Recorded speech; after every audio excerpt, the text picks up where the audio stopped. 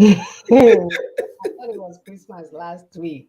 Mhm. Good morning, our people. I'm just here telling my sister here that it's the end of the month. Is this for real? It Mhm. was only a few weeks ago that we were talking about Christmas celebration, right? And today is January the 29th of 2022. What an amazing God. That kept us here healthy once again, alive to be here. We heard some horrible news all over, and fortunately, we are not victims of those horrible news. So we are grateful to be here. We thank you for joining us. Please help us to share, share, share. We don't know how to share this platform when it's a platform that is life changing, especially in terms of self determination. So please help us to share, share, share. If we share with 10 people, that's 10 people that will get that information. If that 10 people share that with 10 other people, of course, you know how the multiplication numbers will go. So help us to share, help us to like, help us to follow. According to these people, when you follow, I guess it goes to alert you. I don't know if they are doing that because I've gotten so many calls about not getting an alert. But let's at least do it and then see how it goes. So thank you so much for joining us. My name is Mona Chimsaga, and I will allow my sister to introduce herself. Thank you so much, my sister. Thank you, our viewers. Yes, please help us to share, like, subscribe, follow, hit the bell, everything, please, because you're part of this team. You're doing your own work, and the message is going round. I want to also appreciate those that spent time this month to wish my mom and myself happy birthday. The Bible says, teach us to number our days are right, that we might apply our heart to wisdom. So it's a good thing to remember how many years you have spent here so that you know what is remaining and what you have to do to finish up. Yep. So thank you so much. My name once again is Dr. Ekwi Simon Akube. I live in Lexington, Kentucky. I'll give us something to think about as we proceed. The Lord has given us a good land, Alademma in Igbo language, a land flowing with milk and honey. It is therefore our responsibility to keep it, preserve and protect it. Every length and breadth of that land needs to be protected. We are not going to give it away to wicked and greedy souls. However, there are rules and regulations, a code of conduct which we must abide by in order to continue to live in that land. This includes justice, equity, and fairness. You see, my people, that land abhors sacrilege. We are not allowed to kill strangers and innocent people. Otherwise, the land will swallow those who carry out such evil. Long live the indigenous peoples of the land. Long live Aladema. Thank you very much. Thank you, my sister, for that wonderful introduction. Can you continue to help us to share? Because according to Facebook, once again, only one person is watching, or actually went up to three now, which is very unlikely. So help us to share to bring the number up, and we'll get the information out there. So continue to share, continue to like. Oh, by the way, we are on YouTube as well. We are on Twitter, and we are on what is our website? Oh, you can also watch us on our website, the daughtersofTruth.org. Are we still on Instagram? Yes, and then we are on Instagram as well. See, I forgot about that one. So help us to share, um, share, share, share, share. There is a number game going on. They have intensified their effort, it looks like, because for the past 2 weeks, they've been blocking and blocking and blocking. So we will continue to do what we need to do because currently we don't have any other platform than to use their platform. It's like using the platform of your slave master. So you know how that goes, right? He can only allow what he wants to allow to get out. Someone has been assigned to Facebook to ensure that the message does not go out. Um, They will continue, will persevere. You know, the one thing they have entered is what is it called? Last chance. We are not going anywhere. We're here for our people, and no amount of sabotage, no amount of fake algorithm and number game playing will stop us from what we are doing. So, thanks to those who have shared already. As we all know, our topic went out at the beginning of this, actually, in the middle of this week, which is the importance of holding each other accountable. The importance of holding each other accountable. We have heard this before, but in different formats. So today we're going to tie it into our collective liberation, because if we hold each other accountable, then we will be going somewhere, right? Because we won't be worried about how Mr. Okonkwo uh, would think it should be, when there is already a code of conduct out there for us to abide to in order to get where we're going. So most people do not really want freedom, because freedom involves responsibility, and they are frightened of that responsibility. While we want the best, most people tend to shy away from the responsibilities that it brings. We go as far as committing all manner of ill behavior and do not want to bear the consequences. It is wrong and immoral to seek an escape of the consequences of one act, according to Sigmund Freud. And then Gandhi reminded us that it is not only what we do, but also what we do not do, for which we are accountable. The list goes on and on. Martin Luther King told us that injustice anywhere is injustice to everyone. So we should not allow anything of that evil nature to continue. And then the French playwright Jean Baptiste Poquelin, better known by his stage name Moriela, informed us that it is good to seek a societal reformation. But the question then is, are we ready to pay the cost? Are we ready to pay the cost? Are we prepared to hold our political prostitutes and parties accountable for unfulfilled manifestos? Are we going to continue to pat them on the back for destroying our collective destiny? Are we going to continue to promote them for election and use our resources to use those that we know will not get us anywhere? Continue to promote those that will not allow us to get anywhere. So, despite our history, we know that it is our collective responsibility to hold nations and individuals accountable for the genocide on our soil and bring war criminals to book. This will be a sign that we do value the lives of our people and we are serious and ready for accountability. Accountability, of course, is hard work. It is about ownership and initiative. It requires a tremendous amount of consistency, persistency, and follow through from both leaders and followers. So, for the sake of the next generation, we must refuse to take no for an answer. We do need to do everything possible to overcome our current challenges and barriers. The future we seek is worth every effort for the sake of our children, like we said. If we fail today, we should take a rest, wake up the next day with renewed energy to push even harder. After all, America did not get to the moon at first attempt. Therefore, it is time for us to begin to realign our actions with our desirable outcomes. And most importantly, hold each other accountable. And most importantly, hold each other accountable. So that looks like a whole lot of things. There are so many ways you can look at this, ensuring that people uh, follow through with what they promise, ensuring that you yourself is even honest with yourself, right? Because if you're not honest with yourself, your perception can be misconstrued. So there are so many ways that we can look at this. So I'm going to start today by playing our first video. Sister, go ahead while I pull up this video. Yes, my dear. Thank you very much. It is our responsibility to hold each other accountable.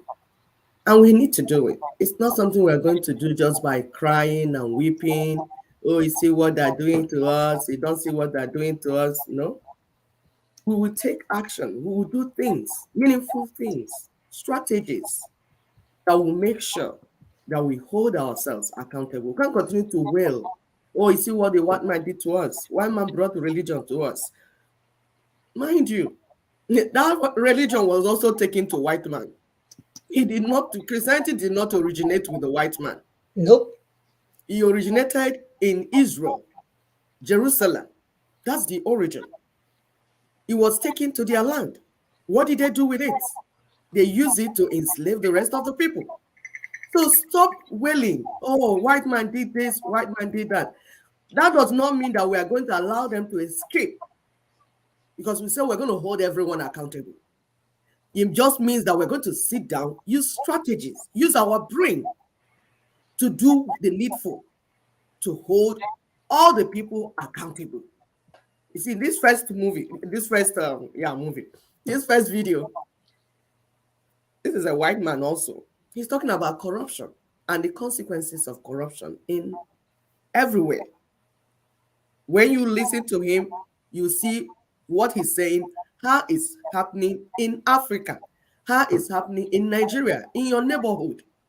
Because we said we want to engage ourselves in meaningful conversations. We not to know what we're saying. We're not going to say, what am I saying? We will need to know what we are saying, so that we will know the response, whether what your response is in line with what we're discussing. We don't just want people to talk because you have mouth. My brother will say, yes, you have mouth, everybody can talk. No, we are in their situation. This is a critical moment. We want, when you talk, we want you to know what you are saying. Don't ask me, what are you saying? You need to know what you are saying. If you are not convinced with what you are saying, then don't speak. Keep quiet and learn more first until you are sure of what you're saying. Please go ahead, my sister. A vile disease that sucks and drains the health out of. Corruption is a vile disease that sucks and drains the health out of something good.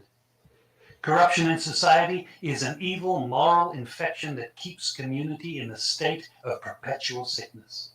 Corruption is a moral virus. It's so potent it leaves its host sick, lethargic, and unable to realize and accomplish all that a well person can. Where corruption thrives, poverty and not prosperity thrives. Wealth is grabbed into the greedy, grubby hands of those who get fat on the toil and labor of good people. Corruption benefits, only temporarily, those who participate in it. Everyone else is a victim of the theft, the deceit, the dishonesty, and the lies that corruption feeds on. You need to know that a corrupt person is stealing from you. Corruption is filthy work and despicable acts of treachery done under the table and behind closed doors. Corruption is a disgusting shame. Corruption keeps a nation back from true development and from progress. Wise investors steer clear of a corrupt environment. They would rather put their resources into a place where the playing field of opportunity is equal for all and not bent towards feeding the financial lust of corrupt, lying, cheating, thieving politicians and government officials. How many wonderful development projects have been lost because the investors didn't want to do business in a swamp of evil? When those great projects go to another nation or to some other place, we all lose. Yep. Believe me when I tell you that corruption steals from you, it steals from all of us. Corruption plunders the nation's wealth. Corrupt people compromise on truth, equity, and fairness, choosing instead to feed off the short-term benefits of crookedness, exploitation, and financial perversion. Corruption is not just a personal matter, it's a culture. It's a way of life, not just for individual people, but for companies, communities, governments, and nations. Corrupt nations, hiding behind large companies, will seek to invest in other weak nations in order to take over the assets of the nation that they've invested into. They will provide financial loans to a nation for the much needed infrastructure, and they will do it with assets that they provide. They will sign contracts That would be by China. lining the pockets of rotten government officials who participate in this kind of corruption and are then held hostage by their own deceit and greed. Corruption is nothing less than a form of theft and national robbery. A corrupt person steals from everyone in society. Wow. He said it so, he's so on point.